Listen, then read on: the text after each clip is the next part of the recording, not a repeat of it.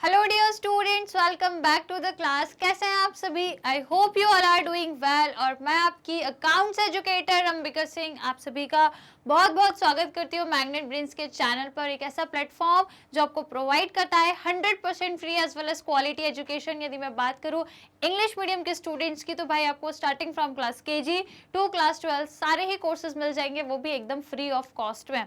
On the other hand यदि मैं Hindi medium के स्टूडेंट्स की बात करती हूँ, तो भाई यहाँ भी आपको कोर्सेज मिल जाएंगे हिंदी मीडियम के भी, वो भी starting from class 6 to class 12। CBSE board को तो हम कवर करते हैं, इसी के साथ अदर स्टेट बोर्ड के कोर्सेज भी कवर करते हैं, जैसे कि Delhi, Bihar, UP, MP, Rajasthan board complete organise course along with practice questions, practical questions, most important questions, multiple choice questions, assertion reason, सारी चीजें हम आपको अपने एंड से प्रोवाइड करते हैं। तो बस करना क्या है, चैनल से जुड़े रहना है। इसके लिए फटाफट से सभी स्टूडेंट्स को चैनल को सब्सक्राइब करना है।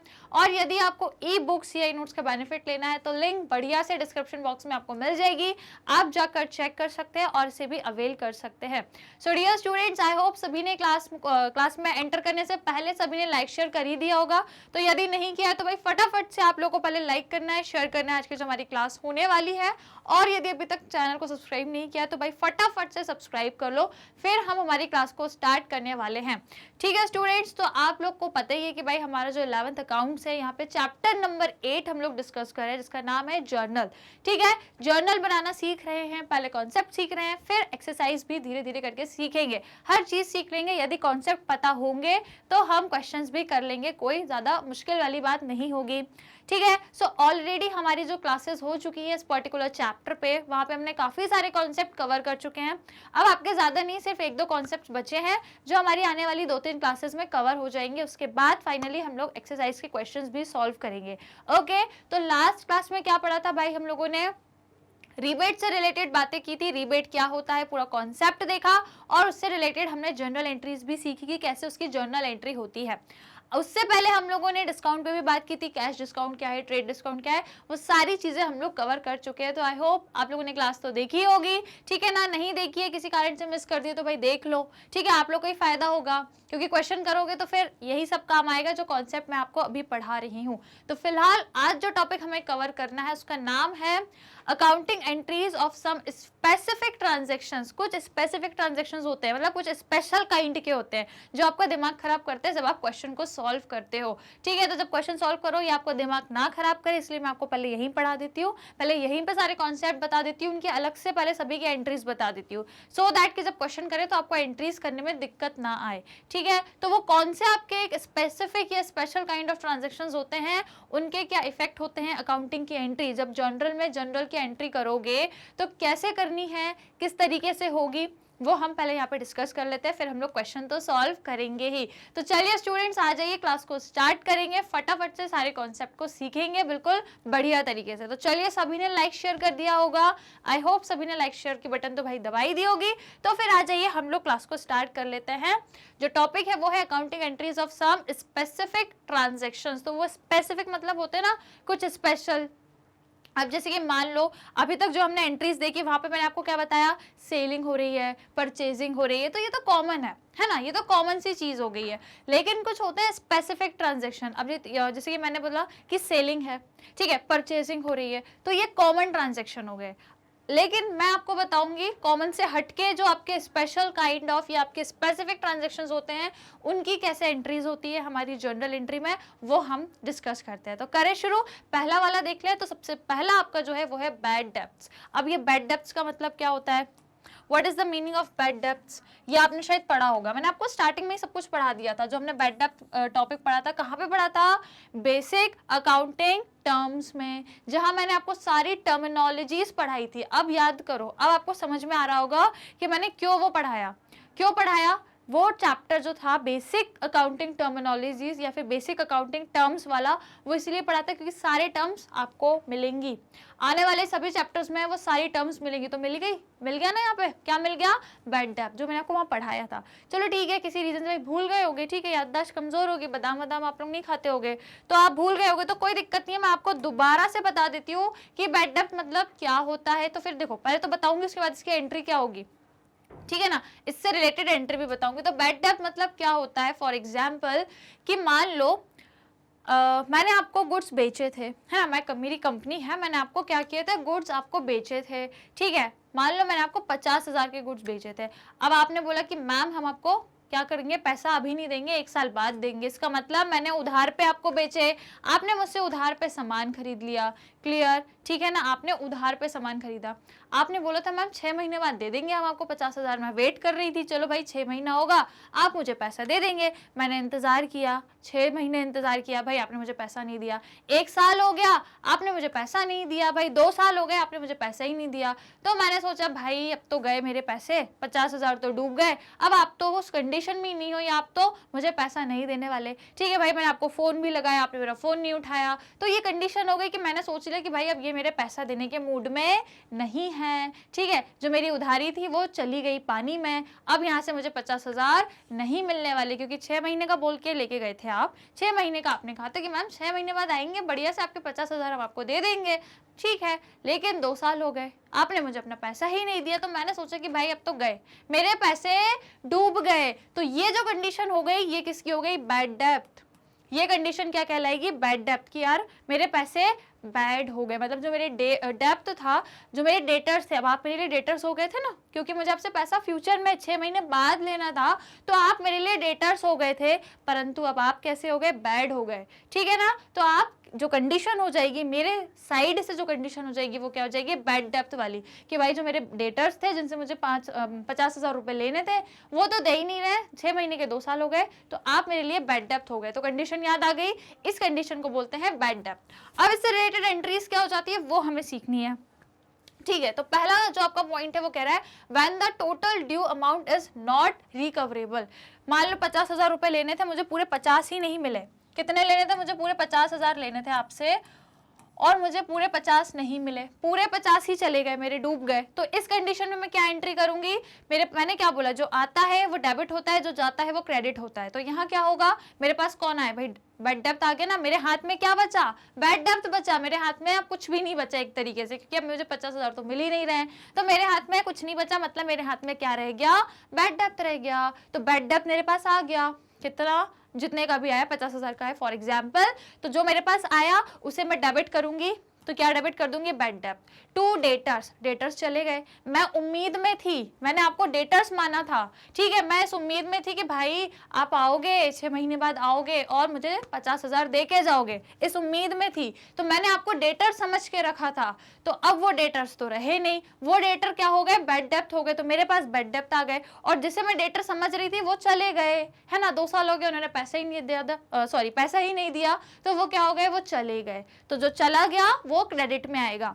क्लियर, तो डेटर्स अब आपके क्रेडिट में हो गए क्योंकि ये चले गए, और अब आ क्या गया मेरे पास, बैड डेब्ट आ गया। क्लियर, तो ये होती है इसकी एंट्री, जो आया वो डेबिट, जो गया वो क्रेडिट। तो बैड डेब्ट आ गया तो इसको डेबिट करो 50,000 से, और डेटर्स जो थे 50,000 वो पूरे चले गए, तो दोनों साइड आपका अमाउंट कितना आ जाएगा, 50,000, और यहाँ पे भी आ जाएगा 50,000। क्लियर, इस तरीके से क्या होगा, आपका अमाउंट आ जाएगा। क्लियर, कोई दिक्कत, कोई समस्या, ठीक है ना, पहला केस। अब दूसरा केस यदि मैं बोलूं तो सेकंड केस बोल रहा है when a part of the debit is, sorry, when a part of a डेब्ट इज रिकवर्ड। अब पार्ट ऑफ डेब्ट इज रिकवर, क्या बोल रहा है, मान लो 50,000 लेने थे, उसमें से 25,000 तो आ गए, बचे 25,000 नहीं आए। ऐसा भी हो सकता है ना, ये केस भी पॉसिबल है। कई लोग होते हैं ना, आधा पैसा देके अटका देते हैं, है ना, आधा पैसा दे दिया और आधा दे ही नहीं रहे, है ना, ऐसे कंडीशंस भी होती हैं कई बार। तो यदि ऐसी कंडीशन है ना, ऐसी कंडीशन है, तो इसको पहले रीड करते, क्या लिखा है, when a debtor page a part of due amount is in settlement, the amount not received, the amount not realized is a loss to the business, the journal entry pass। अब देखो, इन्होंने पैसा settlement में दिया है। Settlement का मतलब मैंने आपको पहले भी समझाया था, क्या होता है सेटलमेंट का मतलब, यदि सेटलमेंट में पैसा नहीं देते तो जो बचा हुआ पैसा है वो देना पड़ता है। जैसे कि फॉर एग्जाम्पल देखो, फॉर एग्जाम्पल यदि मैं आपको दूं, तो सपोज करो सेम वही अमाउंट मुझे आपसे लेना था, कितना, 50,000, मुझे 50,000 लेने थे, ठीक है ना, आपने मुझे 40,000 रुपए दे दिए। कितने दे दिए आपने मुझे, 40,000 रुपए दे दिए, और आपने बोला मैम 10,000 बाद में देंगे, तो मैंने कहा भाई ठीक है, कोई दिक्कत नहीं है, 10,000 बाद में दे देना। तो ये कंडीशन किसकी हो गई कि मुझे 10,000 अभी मिलेगा, है ना, फ्यूचर में कभी ना कभी मिलेगा। 50,000 देने थे, आपने बोला मैम 40 दे रहे हैं, तो मैंने कहा ठीक है 10,000 अभी आएंगे, ये एक कंडीशन होती है। लेकिन जब बात आ गई सेटलमेंट पे, तो सेटलमेंट मतलब 50 देने थे, 40 दे के सेटलमेंट हो गया, मतलब खत्म। अब आप हमसे 10,000 नहीं मांग सकते क्योंकि ये सेटलमेंट हो गया। समझते हो ना इसका मतलब? आपने भी अपने दोस्तों के साथ बहुत बार सेटलमेंट किया होगा। यही होता है ना कि भाई 50 देने थे, हमने मैडम को सिर्फ 40 दे दिए और बोला मैम आप सेटलमेंट कर लो, ठीक है कोई नहीं, हमारे पास अब पैसे है ही नहीं, ठीक है, तो हम 10,000 नहीं दे सकते, आप 50 देने थे, 40 में सेटलमेंट कर लो। तो अब इस कंडीशन में मैं सामने वाले से 10,000 मांग ही नहीं सकती क्योंकि मैंने उसके साथ सेटलमेंट कर लिया है। ये हो गई कंडीशन दूसरी वाली। तो इस केस में वही है कि आपका सेटलमेंट हो चुका है, तो फिर अब इसकी क्या एंट्री होगी? तो इसकी एंट्री क्या होगी? आपके पास क्या आ गया? कैश आ गया, चाहे वो कैश में आया, बैंक में आया, कैसी भी आया, आपके पास पैसा तो आ गया। तो आप क्या करोगे? जो आता है वो डेबिट में रिकॉर्ड होता है, तो कैश या बैंक को डेबिट में रिकॉर्ड करोगे। कितना आया भाई? 40 आया मात्र, तो 40,000 से आप इसको एंटर करोगे क्योंकि 40,000 का पैसा आपके पास आ गया है। क्लियर? उसके बाद बैड डेप्थ। अब कुछ बैड डेप्थ भी तो हो गए, है ना, कुछ बैड डेप्थ हो गए। कितने हो गए? 10,000। 10,000 तो आ ही नहीं रहे मेरे पास, बैड डेप्थ हो गए, वो तो सेटलमेंट करते टाइम मुझे नुकसान हो गया, 10,000 का नुकसान हो गया सेटलमेंट करने के चक्कर में, तो 10,000 तो आएंगे ही नहीं, तो मेरे पास क्या आ गया? 10,000 का नुकसान आ गया। तो उस 10,000 को भी मैं लिखूंगी यहाँ पे बैड डेप्थ करके, ठीक है ना। फिर चला क्या गया? पूरे डेटर्स चले गए। कितने के गए डेटर्स? मेरे पास टोटल डेटर्स तो 50,000 के थे, है ना। ये बात अलग है कि मुझे मिले 40 है और 10 तो रह गए, तो 10 का लॉस हो गया, वो मैंने बैड डेप्थ में लिख दिया। 40 मिले थे तो मैंने कैश में लिख दिए, लेकिन पूरा जो मेरे क्रेडिटर्स थे जिनसे मुझे पैसा लेना था वो तो पूरा मुझे 50 लेना था, तो यहाँ पे पूरा 50 आ जाएगा। कहाँ पे आ जाएगा? टू डेटर्स में, क्योंकि ये डेटर्स थे ना मेरे लिए, ठीक है। अब ये चले गए, ठीक है, तो जो चला गया वो क्रेडिट में लिख दिया, जो जो आया है वो डेबिट में लिख दिया। क्लियर? समझ आ गया? तो ये होता है पहली वाली एंट्री, या मैं क्या पहला जो हमारा स्पेशल ट्रांजैक्शन है उससे रिलेटेड एंट्री जो है बैड डेप्थ। कभी भी क्वेश्चन करेंगे बैड डेप्थ से रिलेटेड चीजें आए तो ये एंट्रीज आपको ध्यान रखनी है। क्लियर? चलो अब दूसरा वाला देखते हैं, सेकेंड पॉइंट। सेकेंड है हमारे लिए बैड डेप्थ रिकवर्ड। अब होता है ना रिकवर्ड हो जाते हैं, जैसे कि फॉर एग्जांपल मैंने आपको बताया है, रिकवर्ड भी पढ़ाया है। क्या होता है रिकवर्ड में कि देखो मुझे आपसे 50,000 लेने थे भाई, 6 महीने में नहीं दिए आपने, 2 साल में भी नहीं दिए, पर भाई एकदम से 5 साल बाद, सोच रहे हो 5 साल बाद पता नहीं एकदम से क्या होता है आपकी बुद्धि में, पता नहीं क्या होता है, आपको एकदम से पता नहीं क्या याद आता है कि आप 5 साल बाद मेरे पास आते हो 50,000 लेके, और मैं एकदम शॉक हो जाती हूँ कि भाई 6 महीने में पैसा देने वाले थे आप, 2 साल में नहीं दिया, आप 5 साल बाद पैसा देने आ रहे हो, ठीक है। तो ऐसी भी कंडीशन हो जाती है ना कि कई बार कई सालों बाद जो आपकी उधारी होती है वो वापस आती है, ठीक है। आपने उम्मीद छोड़ दी थी कि भाई मुझे तो पैसा नहीं मिलेगा, जैसे कि फॉर एग्जाम्पल मुझे आपसे पैसा लेना था 50,000, तो मैंने तो उम्मीद छोड़ दी थी कि भाई मुझे तो पैसा मिलेगा ही नहीं, आप तो मेरे लिए बैड डेप्थ हो गए थे, 6 महीने का बोल के गए थे, आपने 2 साल में भी पैसा नहीं दिया, तो मैंने उम्मीद छोड़ दी थी कि भाई मुझे पैसा नहीं मिलेगा, मेरी उधारी गई, डूब गई है ये उधारी, ठीक है, तो मुझे पैसा नहीं मिलेगा, मैंने उम्मीद छोड़ दी थी, मैं तो भूल भी गई थी, है ना। लेकिन तुरंत पता नहीं क्या होगा, 5 साल बाद आपको याद आया, आप मेरे पास पैसा लेके पहुंच गए कि मैम ये लीजिए आपके 50,000 जो हम उधारी पे लेके गए थे।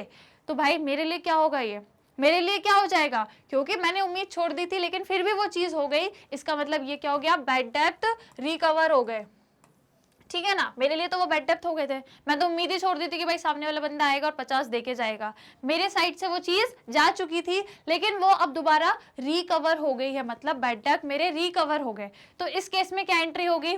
पैसा आ रहा है ना, 50,000 आ रहा है मेरे पास, कैश में आ रहा है, बैंक में जैसे भी आ रहा है, जो चीज आ रही है वो डेबिट में जाएगी, तो बैंक या कैश जो भी है वो आ गया, डेबिट होगा। चले क्या गए भाई? बैड डेप्थ रिकवर्ड हो गए, है ना। बैड डेप्थ क्या हो गए? रिकवर्ड हो गए, तो वो क्रेडिट साइड पे आपका रिकॉर्ड हो जाएगा, जो भी अमाउंट रहेगा 50,000 50,000 दोनों साइड, क्रेडिट और डेबिट में दोनों साइड सेम अमाउंट आएगा। क्लियर? ठीक है। यहाँ पे सिर्फ बैड डेप्थ मत दिखना, सिर्फ बैड डेप्थ नहीं होगा, बैड डेप्थ जब होगा जब वो कब हो कि जब आपको लगे कि हाँ ये पैसा देंगे। अब आपके क्या हो गया? बैड डेप्थ आपने छोड़ ही दी उम्मीद, उसके बाद जब वो रिकवर हो रहे हैं तो वो पूरा लिखाएगा क्या? Bad depth recovered. क्लियर? समझ गए ना। सेकेंड वाला पॉइंट था आपका स्पेशल ट्रांजैक्शन से रिलेटेड। क्लियर? चलिए आ जाते हैं अब हमारे थर्ड वाले पे। So third is banking transactions. अब देखो किसी भी कंपनी में ऐसा नहीं होता कि सारे ट्रांजेक्शन्स कैश पर होते हैं। आप भी एज ए इंडिविजुअल जब भी कोई ट्रांजेक्शन्स करते होगे तो काफ़ी सारे ट्रांजेक्शन्स आपने भी बैंक से किए होंगे, कंपनी भी काफ़ी सारे ट्रांजेक्शन बैंक से करती है, तो बैंक के काफ़ी सारे ट्रांजेक्शन्स होते हैं, है ना। कोई एक ट्रांजेक्शन नहीं बल्कि बहुत सारे ट्रांजेक्शन्स होते हैं जो हमारे बैंक के थ्रू हो रहे होते हैं। जैसे कि मैम एग्जाम्पल तो देखो, कई बार क्या करते हैं हम चेक से पेमेंट करते हैं, है ना, सामने वाले को चेक देते हैं, मतलब बैंक को चेक दे देते हैं और बोलते हैं कि भाई क्या करो हमारे अकाउंट से किसी दूसरे के अकाउंट में पैसा ट्रांसफर कर दो चेक के थ्रू। तो ये हो गया क्या, चेक से पेमेंट, है ना। जैसे कि चलो मैं यहाँ पे लिखती हूँ एग्जाम्पल कि हमने क्या किया, चेक से पेमेंट कर दी, या फिर क्या होगा, हमें पेमेंट रिसीव हुई होगी चेक के थ्रू, है ना। पेमेंट क्या हुई होगी, रिसीव हुई होगी। तो मैं यहाँ पे लिख देती हूँ payment, sorry receive through cheque, receive by cheque. ये दो कंडीशंस हो गई कि या तो मैंने चेक से पेमेंट करी है या फिर मुझे रिसीव हुई है पेमेंट किसके थ्रू, चेक के थ्रू। या फिर हो सकता है कि भाई बैंक में कुछ इंटरेस्ट चार्ज कर लिया होगा, बैंक आपसे इंटरेस्ट भी चार्ज करती है, या फिर कई बार आपको इंटरेस्ट अलाउ भी करती है। जैसे कि आपकी बैंक में एफडी होगी, डिपॉजिट होगा आपका, तो बैंक आपको थोड़ा थोड़ा परसेंट इंटरेस्ट भी देती है, आपको पता नहीं लगता है, पर वो आपके बैंक अकाउंट में ऑटोमेटिकली इंक्रीज हो जाता है, तो आपके अकाउंट में बढ़ जाएगा। जैसे कि आपका एफडी है, सेविंग अकाउंट्स है, तो 1-2% कुछ ना कुछ बैंक आपको इंटरेस्ट देती है हर महीने या हर 6 महीने के अंदर, तो वो ऑटोमेटिकली आपके उसमें आ जाएगा। हर महीने तो नहीं देती, 6 महीने या साल भर में देती है, राइट। तो वो इंटरेस्ट आपको मिलेगा। या फिर कभी इंटरेस्ट आपको, हाँ वही इंटरेस्ट अलाउ हुआ होगा या इंटरेस्ट आपसे चार्ज किया गया होगा, ठीक है। ये हो गई कंडीशन। और क्या होती है बैंक से, कई बार हम क्या करते हैं, कुछ हमारी प्रीमियम होती है, जैसे कि फॉर एग्जांपल हमें हर महीने इंश्योरेंस प्रीमियम देनी है, इंश्योरेंस पे हमारी क्या जा रही है, किस्त कटती है ना, इंश्योरेंस की प्रीमियम जाती है, हम नहीं देते लेकिन हमारी बैंक ऑटोमेटिकली क्या करती है, हमारे अकाउंट से वो प्रीमियम पे कर देती है। तो लाइकवाइज बैंक से काफ़ी सारे ट्रांजेक्शन्स हो रहे होते हैं। अब इन सभी ट्रांजेक्शन्स के लिए कैसे एंट्री करेंगे, तो सबकी अलग अलग एंट्री होती है, लेकिन रूल एक ही फॉलो होगा। हमें क्या ध्यान रखना है, एंट्री भले कोई भी हो, आपको तो पता है एक चीज डेबिट होगी एक क्रेडिट होगी, तो इसके लिए जो रूल है वो एक ही है। बैंक क्या होता है, बैंक एक पर्सन होता है ना, मैंने बताया बैंक एक आर्टिफिशियल पर्सन होता है। तो यहाँ पे जो रूल काम करेगा कौन सा करेगा, पर्सनल अकाउंट वाला रूल काम करेगा, राइट। तो इसे हम रीड कर लेते हैं। At the time of recording banking transaction, it should be keep in mind that bank account is a personal account. Bank account क्या है, हमारे लिए एक पर्सनल अकाउंट है, क्योंकि बैंक अपने आप में एक पर्सन है, आर्टिफिशियल पर्सन है। And the rule of debit and credit for the personal account, तो इसके लिए रूल कौन सा दौड़ेगा भाई, यहाँ पे डेबिट एंड क्रेडिट वाला जो रूल है वो पर्सनल अकाउंट का काम करेगा। रूल क्या कहता है, debit the receiver, credit the giver, यही होता है ना हमारा रूल कि क्या कर दो, डेबिट कर दो जो रिसीव कर रहा है उसे, क्रेडिट कर दो जो दे रहा है ना, debit the receiver, credit the giver. फिर लिखा है कि whenever a deposit is made in a bank, भाई कई बार अब आप डिपॉजिट भी करते हो ना बैंक में, है ना, कई बार क्या करते हो, डिपॉजिट करते हो, अपना पैसा जाके बैंक में जमा करते हो, कई बार आप निकाल भी लेते हो, भाई पैसा जरूरत पड़ गई कुछ, है ना, कुछ जरूरत पड़ गई तो आप विड्रॉ भी करते हो। लाइकवाइज आपके डेली बेसिस पे, हर मंथली बेसिस पे बहुत सारे ट्रांजैक्शंस होते हैं। तो यहाँ पे क्या लिखा है, यहाँ पे लिखा है कि जब भी आप बैंक में पैसा जमा करते हो, डिपॉजिट करते हो, तो बैंक अकाउंट इज डेबिटेड, है ना, तो बैंक अकाउंट क्या होगा, डेबिट होगा। एंड जब भी आप विड्रॉ करोगे, पैसा निकालोगे, तो बैंक अकाउंट को क्रेडिट करोगे। ये एंट्री करने का तरीका हो गया। रूल पता है ना क्या है, debit the receiver, credit the giver. तो हम यहाँ पे यदि एंट्री देखें तो देखो, जब आपने बैंक में पैसा जमा किया तो बैंक बढ़ गया ना, आपका बैंक आपका इंक्रीज हो गया। तो जब बैंक आपका इंक्रीज हुआ तो भाई वो कहाँ जाएगा, आपका क्रेडिट, कहाँ जाएगा, डिपॉजिट कर रहे हो बैंक को, तो बैंक अकाउंट आपका डेबिट साइड जाएगा, क्योंकि बैंक बढ़ गया, बैंक में आपका अमाउंट इंक्रीज हो गया। भाई आपने पैसा जमा किया बैंक में, तो जाहिर सी बात है क्या होगा, आपका बैंक इंक्रीज हो गया, तो बैंक में क्या हो गया, रिसीव हुआ पैसा, बैंक इंक्रीज हो गया, तो जो भी आपका आ रहा है, बैंक में पैसा बढ़ गया मतलब आपके पास बैंक आया, ठीक है, बैंक में पैसा इंक्रीज हो गया, तो क्या करेंगे, उसको डेबिट करेंगे।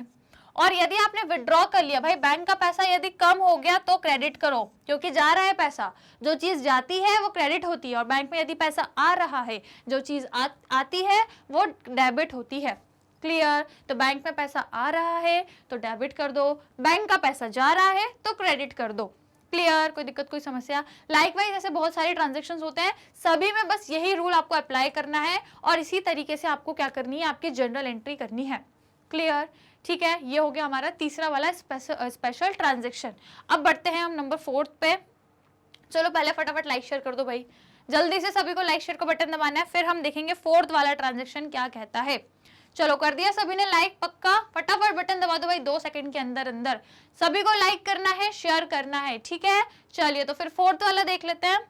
4th वाला बोल रहा है गुड्स गिवन एज चैरिटी और गुड्स डोनेटेड। अब ये क्या होता है भाई? ये तो नई चीज है मैडम, ये क्या होता है, इसका मतलब बता दो। तो देखो भाई, इसका मतलब समझाती हूँ। गुड्स गिवन एज चैरिटी या फिर डोनेटेड, कई बार होता है ना कि कंपनीज में प्रोडक्ट्स बन रहे होते हैं, कंपनी गुड्स बना रही होती है और उसको डोनेट कर देती है ना। आप अपने घर में भी डोनेट कर, भाई दान पुण्य सभी लोग करते हैं, है ना। आप भी अपने घरों में से जो भी बनाते होगे, जैसे कि त्योहारों के टाइम जो भी बनाते हैं, मिठाई विठाई जो भी है, तो आप क्या कर देते हो, दान कर देते हो ना। डोनेट तो नहीं बोलेंगे, लेकिन दान कर देते हो, किसी को भी मंदिर में जाके दे आए या कहीं भी। सेम वैसे ही कंपनी भी करती है। कंपनी में जब प्रोडक्ट्स बन रहे हैं, कोई भी बन रहा है, फॉर एग्जांपल मान लो आपकी टेक्सटाइल कोई कंपनी है, कपड़े बनाती है, क्लोथ्स बनाती है कंपनी, तो क्या करेगी, थोड़े बहुत क्लोथ्स ले जाके क्या कर देगी, चैरिटी में दान कर देगी, डोनेशन में दान कर देगी, डोनेट कर देगी एनजीओ में जाके या कहीं पे भी, ठीक है। क्या करती है, डोनेट कर देती है कंपनी। तो इस तरीके के गुड्स क्या हो गए आपकी, एंट्री कैसे होगी, जब आप अपनी कंपनी के, देखो कंपनी है ना, कंपनी है, ये कंपनी है सपोज फॉर एग्जांपल, और ये क्या करती है, प्रोडक्ट्स बना रही है, फॉर एग्जांपल ये कपड़े वपड़े बना रही है, जो भी है ना। अब इसने सोचा कि यार क्या करें, हम लोगों को तो बेचते हैं, कस्टमर को तो बेचते हैं, हमको पैसा मिलता है, क्योंकि हमारा काम ही है कि भाई कपड़े बनाना और सेल करना, कस्टमर्स को बेचना, राइट। ये तो कंपनी का काम हो गया। लेकिन जब ये क्या करती है, इसको डोनेट करती है, इन क्लोथ्स को क्या करती है, डोनेट चैरिटी में, एनजीओ में या कहीं पे भी जाके इनको फ्री में, है ना, फ्री में क्या कर देगी, डोनेट कर देगी। तो इस कंडीशन में क्या होगा, गुड्स तो कंपनी के कम हो रहे हैं ना, ये है क्या, कंपनी, ये हो गई आपकी कंपनी, ठीक है। तो कंपनी के गुड्स तो कम हो गए, क्योंकि भाई वो चले गए, डोनेशन के थ्रू गए या जिसके भी थ्रू गए, लेकिन क्या हो गए, चले गए, है ना। तो इस कंडीशन में हम एंट्री जो करते हैं वो कैसे करते हैं, चैरिटी या डोनेशन अकाउंट डेबिट करेंगे टू परचेज अकाउंट। अब ये परचेज अकाउंट क्यों होगा क्रेडिट, क्योंकि परचेज का मतलब क्या होता है, गुड्स, है ना। परचेज का मतलब जो गुड्स है ना, कंपनी के या जो आपकी इंडस्ट्री है, फैक्ट्री है, जो भी है, उसके जो गुड्स है वो जा रहे हैं, कहाँ जा रहे हैं भाई, डोनेशन में जा रहे हैं ना। ये देखो ये गुड्स है, ये क्या है, ये गुड्स है, ये जो गुड्स है या जो आपके प्रोडक्ट है या जो आपका स्टॉक है, कुछ भी बोल लो भाई, बहुत सारे नाम है इसके, जो आपको पसंद हो आप वो बोल लो, स्टॉक बोल लो, गुड्स बोलो, प्रोडक्ट्स बोल लो, पर इसकी एंट्री तो परचेज नाम से होती है ना। कभी आपने सुनी है गुड्स अकाउंट, प्रोडक्ट्स अकाउंट, ऐसी तो एंट्री नहीं होती ना। गुड्स है, प्रोडक्ट्स है, स्टॉक है, जो भी है, एंट्री हमेशा परचेज नाम से ही होती है। किस नाम से होगी, परचेज नाम से होगी। तो परचेज मतलब गुड्स, भाई आपके गुड्स जा रहे हैं, है ना, और जो चीज जाती है वो क्रेडिट पे रिकॉर्ड होती है, ठीक है। तो जो चीज जा रही है, ये गुड्स है, ये परचेज, ये प्रोडक्ट है, ये जा रहे हैं, तो जो जा रहे हैं वो क्रेडिट साइड रिकॉर्ड होंगे। तो परचेज को क्रेडिट कर देंगे, और हमारे पास क्या आ रहे हैं भाई, हम डोनेशन कर रहे हैं ना, डोनेट कर रहे हैं, चैरिटी में दे रहे हैं, तो वो अकाउंट बनेगा चैरिटी अकाउंट या डोनेशन अकाउंट, वो आपका डेबिट साइड पे रिकॉर्ड होगा। जितने भी अमाउंट के आपके गुड्स गए हैं ना, वो अमाउंट लिखाएगा। हालांकि ऐसा नहीं है कि आपने जो डोनेशन किया वो पैसे में किया, भाई जब पैसे में डोनेशन करोगे तो वो काय का डोनेशन, वो तो फिर सेलिंग कहलाएगी। आपने फ्री में बेचे हैं, ठीक है, आपने काय में बेचे हैं भाई, आपने बिल्कुल फ्री में बेचे हैं, कोई पैसा वैसा आपने चार्ज नहीं किया, क्योंकि तभी तो ये क्या कहलाएगा, तभी तो डोनेशन कहलाएगा, है ना। आपने फ्री में बेचे, मतलब बेचे नहीं है, क्योंकि बेचना तो डिफरेंट थिंग, आपने फ्री में डोनेट कर दिया, ऐसा कह सकते हैं, ठीक है। तो फ्री में भले डोनेट किया है, भले आपको कोई पैसा नहीं मिला, पर आपके प्रोडक्ट तो चले गए ना। फॉर एग्जाम्पल आपने सोचा कि चलो क्या करें, फ्री में 10,000 के जो कपड़े हैं, क्लोथ्स हैं, वो हम डोनेट कर देते हैं। तो आपके 10,000 के जो प्रोडक्ट्स थे जो कंपनी ने बनाए थे वो तो कम हो गए, तो वही 10,000 की आपकी अमाउंट आ जाएगी, और ये आपका कॉन्सेप्ट हो जाएगा किसका, चैरिटी या डोनेशन का। क्लियर, कोई दिक्कत कोई परेशानी, राइट। इसमें कहीं भी कैश की एंट्री नहीं होगी क्योंकि आपने कैश पे नहीं डोनेट किया है ना, बैंक से नहीं डोनेट किया कि भाई पैसा आ रहा है उसके थ्रू हमको कैश मिल रहा है, नहीं, फ्री में डोनेट हुआ है इसलिए कहाँ जाएगा, डोनेशन अकाउंट में जाएगा, क्लियर। लेकिन आपके परचेज तो कम हुए, मतलब आपके गुड्स कम हो गए, इसलिए हमने क्या किया, उसका अमाउंट लिखा कि भाई जो हमारे 10,000 के गुड्स थे वो हमारे डोनेशन के थ्रू चले गए, क्लियर, समझ गए। चलो अब आ जाते हैं नेक्स्ट कैटेगरी पे। तो नेक्स्ट कैटेगरी या जो नेक्स्ट हमारा ट्रांजेक्शन वो है goods given as sample. Sample समझते होंगे आप, कभी सुना है सैंपल मतलब क्या सुना है आपने सैंपल का मतलब?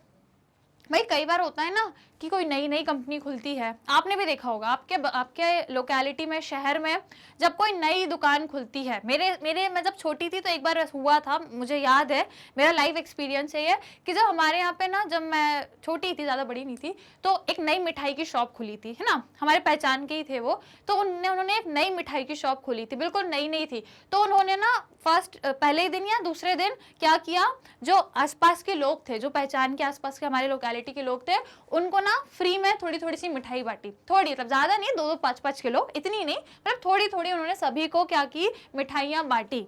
क्यों बांटी? क्योंकि भाई उनको बताना था कि भाई हम लोगों ने मिठाई की शॉप खोली है, हमारे यहाँ पे बढ़िया टेस्टी मिठाइयाँ बनाई जाती हैं। तो ये बताने के लिए उन्होंने क्या किया था, हमारे मोहल्ले में, हमारे शहर में, सॉरी हमारी जो गली थी, जो हमारा लोकेलिटी थी, वहाँ पे सभी को मिठाई बांटी थी थोड़ी थोड़ी, मतलब ऐसा नहीं बहुत सारी, थोड़ी थोड़ी सी, लेकिन सभी को उन्होंने क्या की थी, डिस्ट्रीब्यूट की थी।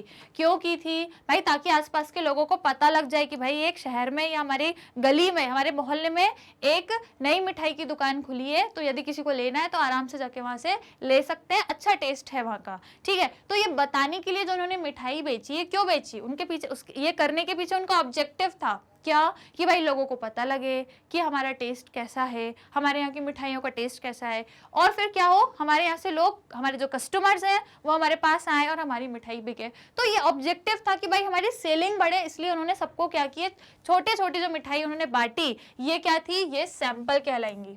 क्या होंगी ये? सैंपल, ठीक है। तो इसीलिए आपने देखा होगा कई जो और भी इंडस्ट्रीज होती है, जैसे कपड़े वपड़े की जो कंपनी है, वो कपड़े भी सैंपल के थ्रू क्या करती है, डिस्ट्रीब्यूट कर देती है ना, लोगों को सैंपल के लिए कपड़े भी मतलब भेज देती है कि भाई आप देखो, सैंपल के रूप में आप एक बार हम लोग की ड्रेसेस ट्राई करो, यदि पसंद आएगी तो फिर कस्टमर्स क्या होंगे, आपके पास और ज्यादा आएंगे, ठीक है। तो कंपनी अपनी सेलिंग को बढ़ाने के लिए सैंपल क्या करती है, लोगों में डिस्ट्रीब्यूट करती है। अब भाई सैंपल तो फ्री में होते हैं, ठीक है, हमारी गली में भी जो मिठाइयाँ बटी थी वो फ्री में बटी थी, उन्होंने किसी से पैसे चार्ज नहीं किए थे, वरना कोई क्यों खरीदेगा भाई, क्यों खरीदेगा कोई पैसे में, तो उन्होंने फ्री में बांटे। तो भाई अब देखो, कंपनी के यदि हम कंपनी के नजरिए से देखें तो कंपनी को तो कोई पैसा नहीं मिलेगा क्योंकि उसने वो सैंपल फ्री में बांटे। लेकिन भाई अगेन कंपनी के क्या हो गए भाई, वो जो अंकल थे जिन्होंने मिठाई बांटी थी, उनकी मिठाइयाँ तो कम हो गई ना, पर उनको पैसा तो मिला नहीं। तो अब इसकी जो एंट्री होगी वो कैसी होगी, एडवर्टाइजमेंट एक्सपेंस सैंपल अकाउंट, या तो एडवर्टाइजमेंट एक्सपेंस होगा या वो सैंपल अकाउंट होगा, दो में से कोई एक। अब देखो, ये करने का उद्देश्य एडवर्टाइजमेंट भी था भाई, उनको पूरे आसपास में लोगों को बताना भी था ना कि हमारी मिठाई की शॉप खुली है, तो एडवर्टाइजमेंट हो गया उनके साइड से। तो या तो ये एडवर्टाइजमेंट या फिर सेल प्रमोशन एक्सपेंस नाम से जाएगा, या फिर क्वेश्चन, अब देखो ये डिपेंड करता है क्वेश्चन पर, कि क्वेश्चन में आपको एडवर्टाइजमेंट दिया है या फिर सैंपल दिया है, तो जो भी दिया हो उसके नाम से एंट्री कर देना। या तो आपने एडवर्टाइजमेंट के लिए सैंपल बांटे हैं या आपने नॉर्मली सैंपल ही दिए है, तो जो भी दिया है वो डेबिट होगा।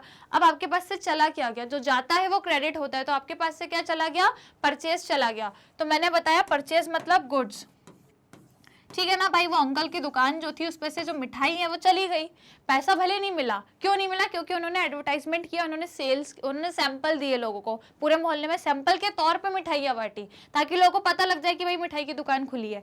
तो वो चीज़ चली गई, वो चीज आ गई, और चला क्या गया, उनके पास से भाई उनके गुड्स चले गए, मतलब जो उन्होंने मिठाई बनाई थी वो चली गई, ठीक है। तो जो गुड्स होता है उसकी एंट्री हम परचेज नाम से करते हैं ना, गुड्स नाम से कभी अकाउंट नहीं बनता, परचेज नाम से बनता है। तो क्या आ जाएगा, परचेज अकाउंट क्रेडिट हो जाएगा। क्लियर, कोई दिक्कत कोई समस्या?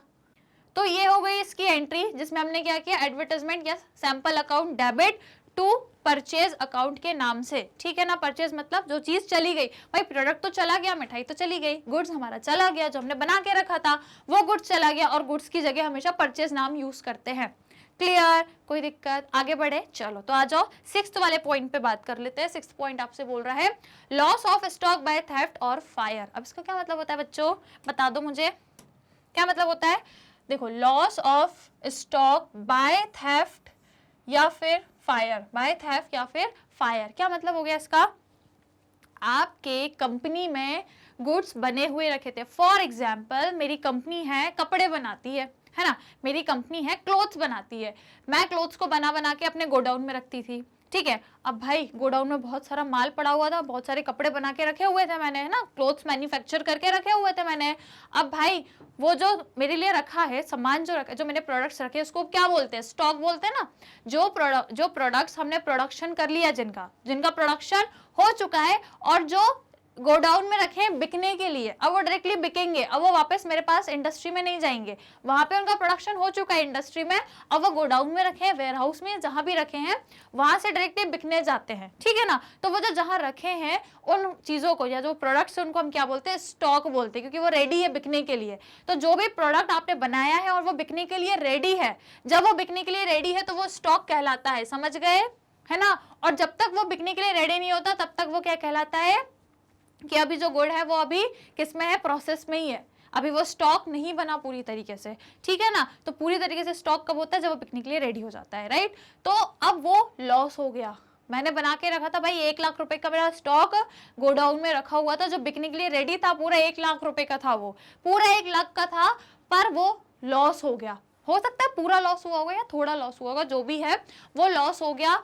या तो भाई चोरी हो गई, भाई चोर आ गए रातों रात, पूरा माल लेके चले गए, मेरा 1 लाख के पूरी ड्रेसेस, पूरे क्लोथ्स लेके चले गए 1 लाख रुपए के, चोरी हो गई। या फिर भाई आग लग गई, कंपनीज में होता है, बहुत होता है, आग वाग लग जाती है किसी भी रीजन से, ठीक है। तो ये 2 रीजन होते हैं जिसकी वजह से जो मेरा स्टॉक पड़ा था वो खत्म, है ना, वो पूरा बेकार, मतलब चला गया, वो बचा ही नहीं, अब वो बिक ही नहीं सकता ना। या तो भैया चोरी हो गई तो फिर क्या ही करेंगे, या वो आग में फायर के कारण पूरा खराब हो गया। तो यदि ऐसी कंडीशन है तो इस कंडीशन में हम क्या एंट्री करते हैं? In both the cases if the loss of goods and loss of business. तो ये दोनों क्या है भाई? ये मेरे लिए लॉस हो गया ना गुड्स का, अच्छा खासा मेरा 1 लाख का सामान था वो लॉस हो गया, चला गया। और एक बिजनेस के लिए भी लॉस है। क्यों है लॉस? भाई उस पर लागत लगी थी ना, मेरी कॉस्ट लगी थी उसको बनाने में, फ्री में थोड़ा ना मैंने जादू से बस उसको प्रकट कर दिया, पूरी कॉस्ट लगी थी उसको बनाने में, मेरे लिए लॉस हो गया, बिजनेस के लिए लॉस हो गया। तो इसकी एंट्री कैसे होगी? मेरे हाथों में क्या आ गया? मेरे हाथों में क्या हासिल हुआ? लॉस हासिल हुआ ना, मेरे को लॉस हासिल हुआ, तो जो आता है वो डेबिट होता है। तो मेरे पास क्या आ गया भैया? Loss of stock by theft या फायर, जो भी हो, क्वेश्चन में एक कुछ दिया होगा, जो भी रीजन होगा वो मेरे पास आया। अब मेरे पास से चला क्या गया भाई? मेरा गुड्स, मेरा स्टॉक चला गया, ठीक है ना, मेरा स्टॉक चला गया। तो गुड्स और स्टॉक की जगह कौन सा शब्द यूज होता है? परचेज शब्द यूज होता है। तो परचेज अकाउंट आपका क्रेडिट साइड में आएगा, क्योंकि मेरा गुड्स चला गया, जल गया फायर में या चोरी हो गया, जैसे भी हुआ चला गया, तो जो गया वो क्रेडिट होगा, right. Loss of goods by theft और fire account is debit because the loss incurred is an increase in expense, क्योंकि मेरा खर्चा बढ़ गया, मेरे लिए इंक्रीज बढ़ गया ये, है ना। तो जो भी आया मेरे हाथ में एक्सपेंस आया, तो मैंने उसको क्या कर दिया भाई? मैंने उसको डेबिट कर दिया। And the purchase account is credited because it is not a sale, ठीक है। तो अभी ये सेल तो हुआ नहीं था, सेल तो हुआ ही, तो बिका ही नहीं था, अभी तो गोडाउन में ही रखा था, तो वो मेरे लिए स्टॉक था, गुड्स था वो मेरा, जो परचेज के नाम से मैं उसको क्रेडिट करूंगी। क्लियर? कोई दिक्कत, कोई परेशानी? तो ये हो गया हमारा 6th वाला ट्रांजैक्शन। क्लियर? लाइक शेयर कर दो, फिर हम 7th की ओर बढ़ेंगे।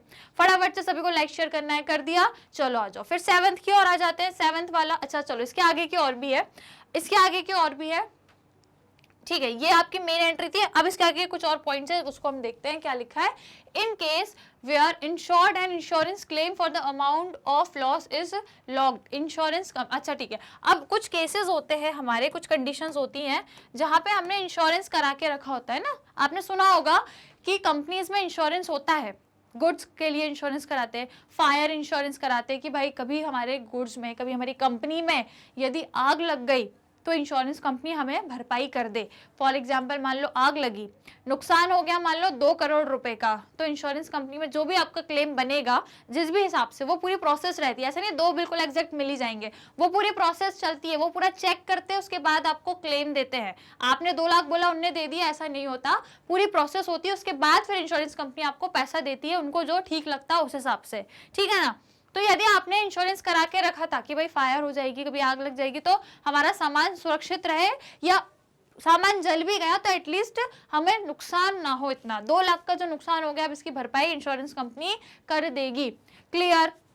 इंश्योरेंस अपने आप में एक अलग टॉपिक है, एक बहुत बड़ा टॉपिक है जो आप बिजनेस स्टडीज में आराम से पढ़ोगे, राइट। उसका बस यहाँ पे थोड़ा सा मैं आपको एग्जाम्पल बताऊंगी। चलो, तो अब इससे रिलेटेड हम एंट्री कैसे करेंगे? तो मान लो कि क्या हो रहा है, आपने इंश्योरेंस कराया था, तो क्या हो रहा है, in case goods were insured and insurance claim for the amount of losses logged, ठीक है। तो इस वजह से जो आपने इंश्योरेंस क्लेम किया उसके लिए अब आपको अमाउंट मिल रहा है, आपको अमाउंट मिल रहा है। तो किससे मिल रहा है भाई? इंश्योरेंस कंपनी, उसका नाम आ जाएगा इंश्योरेंस कंपनी अकाउंट डेबिट, और क्या चला गया? आपका लॉस चला गया। भाई आपके लॉस की भरपाई हो गई, इंश्योरेंस कंपनी ने पैसा दे दिया तो आपका लॉस चला गया, तो उसको क्रेडिट में करेंगे। अब when the full amount of claim is receive for the insurance company, अब मान लो आपको पूरा अमाउंट दे रही है, 1 करोड़ का नुकसान है तो 1 करोड़ पूरा यदि इंश्योरेंस कंपनी आपको दे रही है, तो मान लो बैंक से देगी पैसा, डायरेक्टली कैश नहीं दे रही है, यदि बैंक से ट्रांसफर कर रही है तो हमारे पास बैंक से पैसा आ रहा है, तो बैंक आ रहा है, डेबिट होगा, जा क्या रहा है भाई? इंश्योरेंस कंपनी जा रही है, ठीक है। इंश्योरेंस कंपनी ने पैसा दे दिया वो फुर्सत, तो उसको क्रेडिट कर देंगे। फिर when the insurance company does not पे फुल क्लेम, अब कई केसेस होते हैं जहां पे वो पूरा पेमेंट नहीं देती, डज नॉट पे फुल क्लेम। 1 लाख मान लो कि फॉर एग्जांपल 1 करोड़ का था, उसमें से कंपनी ने बोला कि यार ये तो नहीं हो पाएगा, आप इससे कम का अमाउंट हम आपको देंगे, 1 करोड़ का नहीं होगा, जो भी, अब इसके रीजन होते हैं बहुत सारे, ठीक है। तो पूरा नहीं दे रही है, कम दे रही है, चलो फॉर एग्जाम्पल छोटी वैल्यू ले लेते हैं, मैं आपको यहाँ पे एंटर करके भी बताऊंगी। तो मान लो आपका जो नुकसान था वो पूरा 1 लाख का हुआ था, 1 लाख का पूरा आपको नुकसान था, तो कंपनी बोल रही है भाई 1 लाख तो नहीं, हम आपको 80,000 दे देंगे, 1 लाख की जगह हम आपको 80,000 दे देंगे, ये केस हो गया। तो आपने कहा भाई ठीक है, तो इस केस में बैंक अकाउंट से कितना पैसा आएगा? 80,000 ही आएगा, है ना, 80,000 ही आएगा। Amount received as claim admitted, ठीक है, इतना पैसा आपके पास बैंक के थ्रू आ जाएगा। उसके बाद loss of stock bye theft और फायर, तो टोटल आपके लिए लॉस कितना हो रहा है? लॉस कितना हो गया? अब आपके लिए लॉस हो गया भाई 20,000 का, क्योंकि वो 20,000 तो मिला ही नहीं ना, 20,000 तो आपको मिला ही नहीं। कंपनी तो इंश्योरेंस कंपनी आपको बस 80,000 दे के गई, आपको तो 1 लाख का लॉस हुआ था, लेकिन 1 लाख नहीं, मात्र 80,000 मिल गए इंश्योरेंस कंपनी से, तो अब लॉस कितने का हो गया? 20,000 का हो गया। और टोटल कितना था? टोटल आपको इंश्योरेंस कंपनी से क्लेम कितना लेना था भाई? 1 लाख लेना था, टोटल आपको 1 लाख लेना था, क्योंकि इतना आपको लॉस हुआ था, तो ये आपकी एंट्री हो जाएगी। क्लियर? टोटल क्लेम आपका 1 लाख का आ रहा था, पर उसमें से आपको मात्र 80 मिला, 20,000 अब आपका लॉस चला गया, क्या कर सकते? हो गई कंडीशन, लग गई भाई, फायर लग गई, है ना, आग लग गई, हो गई चोरी, तो हो जाती है कंडीशंस। क्लियर? समझ गए किससे रिलेटेड अकाउंटिंग एंट्री देख ली हमने, जो हमारा कंपनी में फायर हो जाती है या फिर चोरी वोरी हो जाती है, तो उस केस में क्या करते हैं।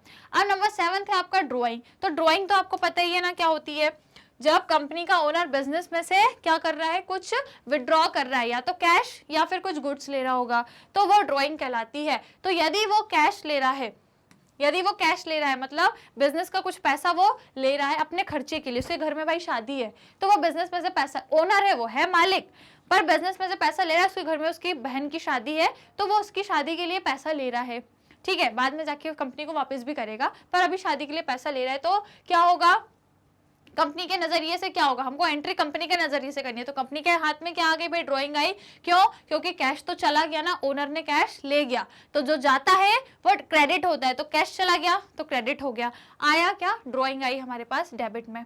फिर यदि आप कुछ गुड्स ले रहे हो, फॉर एग्जाम्पल उसकी कंपनी जो थी वो मिठाइयाँ बनाती थी, अब उसकी बहन की शादी थी, तो उसने क्या किया, कंपनी की मिठाइयाँ अपनी बहन की शादी में लोगों को बांट दी, है ना, भाई उसकी कंपनी ही थी मिठाई की, तो उसने बोला इधर उधर से मिठाई खरीदो, इससे अच्छा मेरी घर की कंपनी है, मेरे घर की शादी है, तो घर की कंपनी की मिठाइयाँ बहन की शादी में लोगों को बंटवा देते हैं, तो इस वजह से उसने गुड्स क्या किए थे, कंपनी से ले लिए थे। तो अब क्या हुआ, कंपनी के लिए क्या हो, कंपनी की साइड से एंट्री करते हैं ना हम, अपने बुक्स ऑफ अकाउंट्स कंपनी की साइड से बनाते हैं, ओनर के नजरिए से नहीं बनाएंगे, तो कंपनी के नजरिए से क्या चला गया, कंपनी के गुड्स चले गए, है ना, मिठाइयाँ जो थी कंपनी की गुड्स थी, तो मतलब परचेज अकाउंट गया, आ क्या गया, ड्राइंग अकाउंट आ गई, तो वो डेबिट में रिकॉर्ड होगी। क्लियर? तो ये हो गई ड्राइंग से रिलेटेड एंट्री।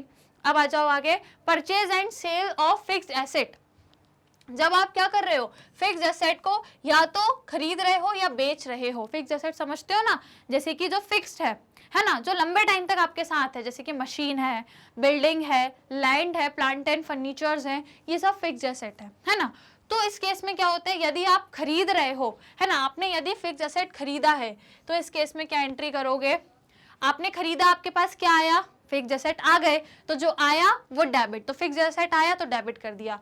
2, किसके अकाउंट में आपके पास, आपने खरीदा तो गया क्या, या तो कैश गया या आपने बैंक से पेमेंट करी, तो कैश चला गया, तो क्रेडिट में कैश या बैंक क्या कर दो, रिकॉर्ड कर दो, हो गई एंट्री। यदि आपने कैश पे खरीदा है तो कैश पे, यदि फर्नीचर खरीद रहे हो तो फर्नीचर आया, कैश चला गया, एंट्री हो गई। लेकिन आपने यदि उधार पे खरीदा है, यदि उधार पे खरीदा है तो फिर क्या होगा, फिर ये कैश नहीं आएगा, फिर जिससे खरीदा उसका नाम आएगा, जिससे खरीदा है उसका नाम आएगा और एंट्री इस तरीके से हो जाएगी, राइट। या तो कैश पे होगा तो ये एंट्री होगी, और यदि उधार पे खरीदा है तो ये डेबिट और ये क्रेडिट होगा, ये नहीं होगा फिर। क्लियर। सेकेंड चीज, यदि आपने बेचे हैं, फिक्स्ड एसेट आपने बेच दिए है ना, आपने बेच दिए, तो इससे क्या होगा, आपके पास पैसा आ गया। यदि आपने उधार पे नहीं कैश पर बेचे तो कैश या बैंक आएगा, जो आया वो डेबिट में चला गया, आपने कैश पर बेचे हैं, राइट। और लेकिन यदि आपने उधार पे बेचे हैं ना, क्रेडिट पे बेचे हैं, उधार पे यदि बेचे हैं तो फिर जिसको बेचे उसका नाम आएगा, फिर कैश नहीं आएगा। कैश मिला है तो कैश का नाम आता है, उधार पे बेचे तो जिसको बेचा है उसका नाम आता है, और चला क्या गया आपके पास। और एक मिनट, यदि लॉस होता है, चलो इसमें लॉस वाली कंडीशन भी रहती है। यदि आपको क्या है, कोई लॉस है, मान लो आपको बेचने पे लॉस आया है, फॉर एग्जाम्पल कि मान लो उसकी जो कीमत थी भाई वो असेट की 500 रुपए थी, फॉर एग्जाम्पल 500 रुपए उसकी कीमत थी, पर भाई वो सिर्फ 400 में बिका है, आपको लॉस हो गया ना 100 रुपए का। तो यदि लॉस है ना, यदि लॉस होता है तो वो आप डेबिट में रिकॉर्ड करते हो, क्योंकि वो आपको लॉस बियर करना पड़ेगा, तो वो डेबिट में आएगा। उसके बाद अब आपके पास से क्या चला गया, आपने बेच दिया तो फिक्स्ड एसेट चला गया, तो वो क्रेडिट साइड पे रिकॉर्ड कर दोगे, क्या, फिक्स्ड एसेट। और यदि बेचने पे गेन हुआ है, मतलब मान लो 500 रुपए का आपका एसेट था और आपने उसको 600 रुपए में बेच दिया, तो आपको प्रॉफिट कितना हुआ, 100 रुपए का प्रॉफिट हुआ ना भाई, 500 का था लेकिन आपने 600 में बेचा, तो यदि प्रॉफिट है 100 रुपए का तो वो आप क्रेडिट साइड पे रिकॉर्ड करोगे। क्लियर। ये हो गई आपकी एंट्रीज, ठीक है ना, कोई दिक्कत कोई परेशानी, इस तरीके से जनरल एंट्री होती है, ठीक है। जो आ रहा है डेबिट, जो जा रहा है वो क्रेडिट। क्लियर। चलो अब बढ़ते हैं आगे, लाइक शेयर कर दो भाई फटाफट से, फिर नेक्स्ट वाला देखेंगे। फटाफट सभी को लाइक करना है भाई, जल्दी जल्दी सभी लोग लाइक कर दो, शेयर कर दो। क्लियर। बढ़े आगे, तो चलो अब बढ़ते हैं आगे, नेक्स्ट देख लेते हैं। नेक्स्ट क्या है हमारे पास, number 9, expenditure on installation of machinery and on construction of building. कई बार होता है कि अभी आपने मशीन खरीद तो ली है ना, खरीद ली आपने मशीनरी, कितने की भी खरीदी हो आपने खरीद ली, पर अभी उसको कंपनी में आई है, इंस्टॉलेशन लग रहा है। जैसे फॉर एग्जांपल आप घर में कंप्यूटर खरीदते होगे, रेफ्रिजरेटर, कूलर, टीवी, एसी जो भी खरीदते होगे, तो उसको फिट करने के लिए ऑपरेटर आता है ना, जिससे भी आपने शोरूम से लिया तो वो शोरूम वाला एक व्यक्ति को भेजाएगा कि भाई जाओ इनके घर पे क्या कर दो, उसको ऑपरेट कर दो, मतलब उसको इस कंडीशन में ला दो कि वो फट से चालू होने लगे। क्योंकि आप लाओगे, आप करोगे तो भाई पता नहीं फिर आप तो करंट वरेंट लग जाए, क्या मतलब है ना, तो आपको आता नहीं है क्योंकि वो काम करना, तो क्या होगा कि ऑपरेट करने के लिए आप एक ऑपरेटर को बुलवाओगे। शोरूम वाले कई बार फ्री में भी आपको ये चीज प्रोवाइड करते हैं कि भाई जाओ इनके घर और इनको सही से वो ऑपरेट करके दे दो। तो ये चीज क्या होती है कि आपने मशीन तो खरीद ली, पर अब उसको ऑपरेट करते करते तक थोड़ा टाइम लगेगा और उसको भी करने में कुछ खर्चे आएंगे। अब यदि शोरूम वाले फ्री में भेज रहे हैं ऑपरेटर तो फिर अच्छा है, नहीं तो फिर आपको उसको पैसे देना पड़ेगा कि भाई आओ ये लो 1000-2000 रुपए, और ये लो भाई हमारा एसी वेसी जो भी है इसको लगा दो भाई, फिटेड कर दो, दीवार में एलईडी खरीदिए तो भाई दीवार में फिटेड कर दो, है ना, वायरिंग सही कर दो, कैमरे लगवा रहे हो तो भाई उसकी फिटिंग के लिए, उसके ऑपरेटिंग करने के लिए ऑपरेटर आएगा, 1000-2000 5000 वो भी लेके जाएगा। तो यदि यही मशीन को या जो भी चीज आप खरीद रहे हो उसको ऑपरेट करने के लिए, उसको ये कंडीशन में लाने के लिए कि वो चालू हो जाए, उसके लिए भी खर्चे रहते हैं। सिमिलरली बिल्डिंग जब बनती है तो उसके कंस्ट्रक्शन के लिए भी तो खर्चे लगते हैं ना, लेबर को देना, इंजीनियर को देना, बहुत खर्चे, तमाम खर्चे आते हैं, right. So expenditure incurred to make the asset ready for use is a capital expenditure. पता है ना आपको कि अभी ये भी असेट है और ये बिल्डिंग भी असेट है। अभी मशीनरी आ तो गई है लेकिन अभी चालू कैसे, अब जैसे मान लो आपने एसी खरीदा, एसी खरीद के आप लेकर आ गए, तो क्या आपको ठंडी हवा आने लगेगी, लेकर आए और आपने रख दी लाके, है ना, आपने अभी लेकर आके मतलब बस उसको रखी है, क्या आपको ठंडी हवा आने लगेगी, क्या आपका पूरा रूम पूरा हॉल ठंडा हो जाएगा, नहीं होगा ना, अभी तो आई है, अभी उसको फिट कराओगे, ऑपरेटर आएगा उसको फिट करेगा, चेक करेगा, फिर आपको रिमोट से भाई कैसे क्या करना है पूरा सिखाएगा आपको, तब जाके वो ठंडी हवा आपको देगा, तब जाके आप उसको चलाना सीखोगे, ठीक है। तो वैसे ही होता है कि मशीन या असेट जब भी आप लेकर आते हो उसको रेडी टू यूज, मतलब रेडी फॉर यूज, आप उसको यूज कर सको, उसके लिए रेडी करने के लिए जो खर्चे आते हैं, है ना, जो खर्चे आते हैं वो कैपिटल एक्सपेंडिचर कहलाते हैं। सिमिलरली बिल्डिंग है, बन तो रही है पर भाई अभी उसमें बहुत काम चल रहा है, तो जब तक वो बन के रेडी नहीं हो जाती तब तक के वो जितने खर्चे हैं वो काय में आएंगे, उसके कैपिटल एक्सपेंडिचर में आएंगे। फिर expense such as carriage and installation of machinery. अब कैरिएज भाई शोरूम से लेके आपने एसी या जो भी है, फ्रिज, वॉशिंग मशीन, जो भी है घर तक लाते हो तो भाई कुछ उसमें लेके आते हो ना, भाई बाइक पे स्कूटी पे रख के तो आप फ्रिज खरीदने पहुंच नहीं जाओगे कि शोरूम से लिया फ्रिज, स्कूटी पे रखा और घर ले आए फुर्र करके, ऐसा तो होगा नहीं ना। क्या करना पड़ेगा भाई, उसके लिए आपको कोई ट्रांसपोर्टेशन का व्हीकल करना पड़ेगा, जैसे कि ऑटो कर लिया, है ना, रिक्शा, जो भी है आपने किया, उस पर रखा के वो आपके घर तक आएगा, तो उस पर खर्चा लग रहा है, कैपिटल एक्सपेंडिचर है। इंस्टॉलेशन के लिए जो व्यक्ति आ रहा है, ऑपरेट कर रहा है, चालू करके दे रहा है, उसका खर्चा रहेगा, राइट। या फिर फ्राइट है, वेजेस हैं, जो भी चीजें हैं जो उसको पूरा इंस्टॉलेशन करने के लिए, उसको चालू करने के लिए जितने भी खर्चे लग रहे हैं, ताकि आप क्या हो जाए, वो आपके लिए एसेट रेडी फॉर यूज, एकदम रेडी हो जाए कि बस ठंडी हवा मारने लगे एसी, तो वो एसी ठंडी हवा मारे, उसको करने के लिए उसके पहले जितने भी खर्चे हैं वो कैपिटल एक्सपेंडिचर हो रहे हैं, right. So thus they are capital expenditure and are to be debited to machinery account. और कहाँ डेबिट करोगे उसको, मशीन अकाउंट में डेबिट करोगे। और यदि बिल्डिंग के कंस्ट्रक्शन के लिए खर्चे हैं तो वो कहाँ डेबिट होंगे, बिल्डिंग अकाउंट में डेबिट होंगे। क्लियर, क्योंकि ये खर्चे आ रहे हैं ना, खर्चे आ रहे हैं, पूरे एक्सपेंस आपके इंक्रीज हो रहे हैं। भाई मशीन को रेडी करने के लिए देखो कितने एक्सपेंस हो गए, वेजेस, फ्राइट हो गए, इंस्टॉलेशन हो गए, कैरिएज हो गया आपका, ये सारे एक्सपेंसेस आपको आ रहे हैं, तो जो भी आपके पास आता है वो डेबिट होता है। सिमिलरली बिल्डिंग को रेडी करने के लिए जो भी खर्चे हैं वो भी आपके डेबिट होंगे बिल्डिंग अकाउंट में। क्लियर, ठीक है। चलो अब आ जाओ नेक्स्ट वाले पे। नेक्स्ट है आपका मिसलेनियस और सेंट्री एक्सपेंसेस। मिसलेनियस मतलब कुछ छोटे मोटे और तरीके के, जैसे कि स्टेशनरी, अब कंपनी है, कंपनी में भाई जो लोग काम कर रहे हैं भाई उनको पेन, पेपर, इन सब की छोटी छोटी स्टेशनरी की जरूरत भी पड़ती होगी। अब कंपनी इन सबको एक एक रुपए का कि भाई 5 का पेन खरीदा, 2 रुपए का पेपर खरीदा, इतना हिसाब थोड़ी कंपनी लिखती है, तो इन सबका मिला के एक मिसलेनियस बोल देती है कि भाई छोटे मोटे जो अदर काइंड ऑफ खर्चे हैं वो आपके मिसलेनियस में आ जाएंगे। या फिर उसको आप सेंट्री एक्सपेंसेस बोल सकते हो कि वो खर्चे जो आपके ऐसे चुटर पुटर होते रहते हैं, है ना, चुटर पुटर के यहाँ के छोटे मोटे खर्चे होते हैं। भाई कंपनी एक एक पेन, एक एक पेपर का हिसाब नहीं लिखती भाई, वो बड़े बड़े हिसाब लिख के चलती है, तो ये सब एक्सपेंसेस ऐसे ही हैं। सो ऑफर पेटी एक्सपेंसेस सच है, जैसे कि इनको हम पेटी एक्सपेंसेस में चुटर पुटर छोटे मोटे खर्चे, जैसे कि फॉर एग्जांपल रिफ्रेशमेंट, भाई कभी कंपनी ने एम्प्लॉयज को चाय समोसे वगैरह खिलवा दिए, तो ये चुटर पुटर खर्चे हो गए, है ना। या फिर पोस्टेज वगैरह है, कन्वीनियंस देना, convenience, likewise etcetera are insured as are incurred in a business. These expenses involve small amount, भाई 5, 10, 15, 20, 50 रुपए के खर्चे हैं। अब भाई कंपनी तो हजारों लाखों में कर रही है ट्रांजेक्शन, कहाँ तुम ये 5, 10, 15, 20 रुपए के उसमें वो हो रहे हो, फंस रहे हो, ठीक है। So that are not material in nature, ये इतनी इंपॉर्टेंस भी नहीं रखता। अब मान लो कंपनी का 1,50,000 है ना, 1 करोड़ रुपए की कंपनी मशीन खरीद रही है, 1 करोड़ की मशीन खरीद रही है, और कहाँ 5 रुपए के पेन के पीछे पड़े हो कि कंपनी ने एक 5 का पेन खरीदा, उसको भी लिखो अकाउंट्स में। भाई क्या 5 रुपए का पेन लिखना, वो 1 करोड़ का ट्रांजैक्शन कर रही है, उसको लिखो, वो इंपॉर्टेंट है ना। 1 करोड़ की मशीन हो रही है, वो लिखना इंपॉर्टेंट है, ठीक है। तो ये ज्यादा क्या है, मटेरियल नहीं है। So such expenses are recorded as miscellaneous, तो हम इनको मिसलेनियस में कर देते हैं ऐड, सबको एक साथ लिख देते हैं, ठीक है। सो इनकी जनरल एंट्री कैसे होती है, क्योंकि एक्सपेंस है भाई, जो भी है तो खर्चा ना, छोटा हो बड़ा हो है तो खर्चा है, तो आ रहा है खर्चा, इंक्रीज हो रहा है, तो डेबिट में लिखेंगे। इसके लिए क्या जा रहा है, पैसे जा रहा है भाई, समोसे खरीद रहे हो, रिफ्रेशमेंट पूरी कंपनी के सभी लोगों को आप प्रोवाइड कर रहे हो, या सभी के लिए पेन पेपर खरीद रहे हो, तो कैश लग रहा है, जो भी लग रहा है उसको क्रेडिट, भाई जो आता है वो डेबिट, जो जाता है वो क्रेडिट। ये रूल मैं आपको हमेशा सिखाऊंगी, जो आता है वो डेबिट, जो जाता है वो क्रेडिट। पूरी जनरल एंट्री आप इसको आराम से कर लोगे इस रूल के साथ। So this is all your sundry expenses या फिर मिसलेनियस एक्सपेंसेस। क्लियर, समझ आ गया पक्का, विद एग्जाम्पल सारी एंट्री क्लियर हो गई है। सभी हम करेंगे जब हम जनरल एंट्री के क्वेश्चंस करेंगे।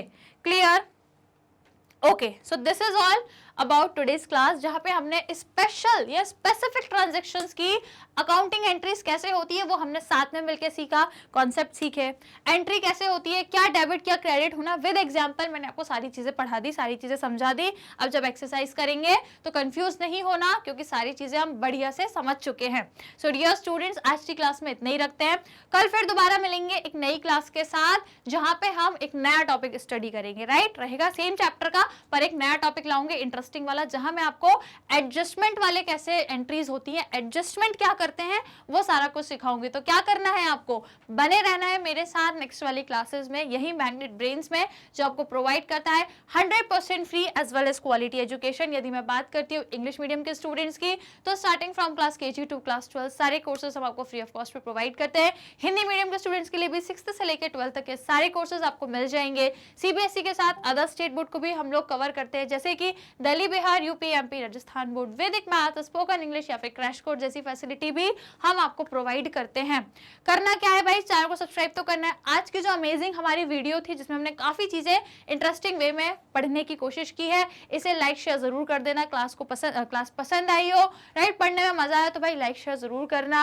और यदि आपको ई बुक्स या नोट्स का बेनिफिट लेना है तो लिंक डिस्क्रिप्शन बॉक्स में मिल जाएगा। यूट्यूब चैनल पे चले जाना, पूरी प्लेलिस्ट मिल जाएगी, यहाँ से आप हमारे कोर्सेज देख सकते हो। मोबाइल एप्लीकेशन या फिर डायरेक्टली वेबसाइट पे जाके भी आप हमारे कोर्सेज देख सकते हो। अदर सोशल मीडिया प्लेटफॉर्म जैसे कि YouTube, Facebook, Insta, Twitter, WhatsApp, यहाँ पे भी जाके आप हमें लाइक कर सकते हैं या फिर आप हमें फॉलो कर सकते हैं। बेसिकली यहाँ इन सोशल मीडिया प्लेटफॉर्म पर भी आप हमें फॉलो कर सकते हैं। तो जुड़े रहिएगा हमारे साथ डियर स्टूडेंट्स। मिलेंगे नेक्स्ट क्लास में। Till that take care and keep learning.